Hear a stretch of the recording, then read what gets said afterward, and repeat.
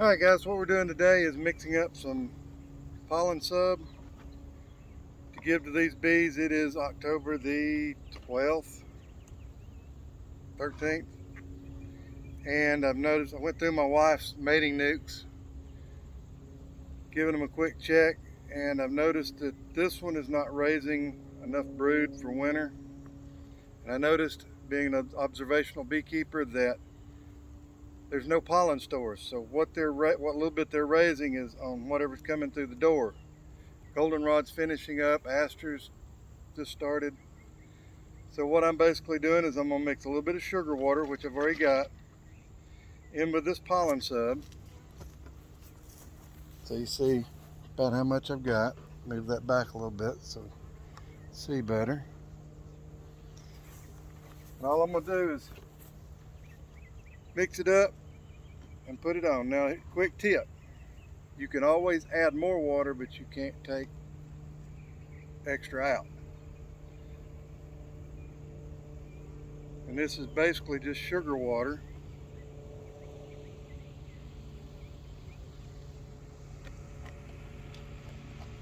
Not even 1-to-1, it's just sugar thrown in there, and I put water in it, shook it up.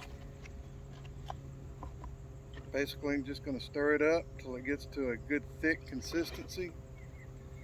I am not going to put more in there than they can consume in 2 to 3 days.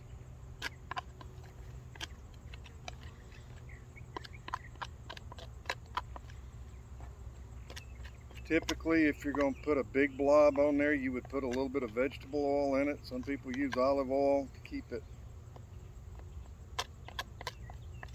from drying out. Well, these girls are strapped for pollen, so I'm going to say that within 2 days, this is about I put a 1 inch, which is about the diameter of the frame, and about a 2-inch long piece. I'm going to put it on all 3 of them, even though the 2 here in the back, or to my right as I'm standing in the horseshoe, are doing great. But I'm still going to give them a little extra boost. Alright, here's about the consistency you'd want. I mean, it's not falling apart, it's not running.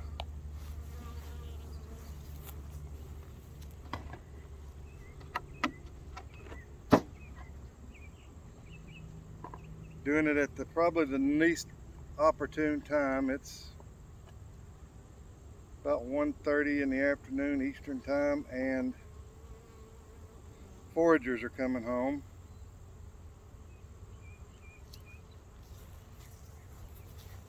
Give you reference, that's about as big as it's going to be.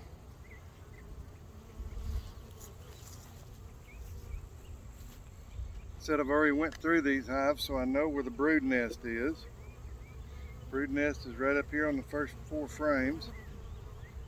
All I'm going to do is just take and kind of squish that down between the frames. Then just put the lid back on it. I'm going to do the exact same thing to this one, even though, like I said, this one does not really need a lot. 2 in the back really don't need much of any. The other point is you need to come back out in a couple of days and check to make sure that they've used it. And if they have not used it, you need to start watching out for small hive beetles. Bring the camera over and show you exactly what I'm doing. As you can see, let's see, can you see? Anyway, right there is what I'm doing. I'm shoving it down in between, because the brood nest is right here on these 4 frames. So that's where I'm shoving the pollen sub.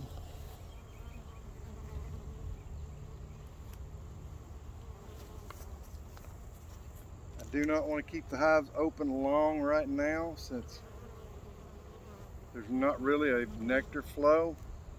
So I do not want to start robbing. I'm going to bring it around and do the other side.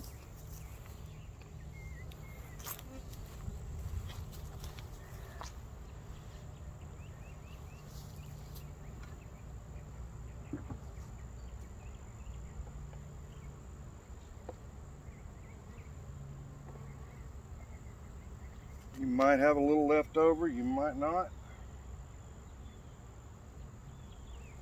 In my case, it looks like I'm going to have some left over.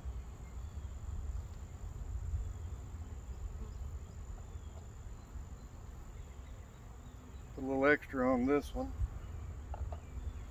This is a nice strong colony. It's actually got about 4 frames of brood. Solid, just about all capped. The frame in the very back was actually empty, so I took it and moved it to the center of the brood nest to prompt the queen to lay a little more. Or should I say, try to get her to lay a little more.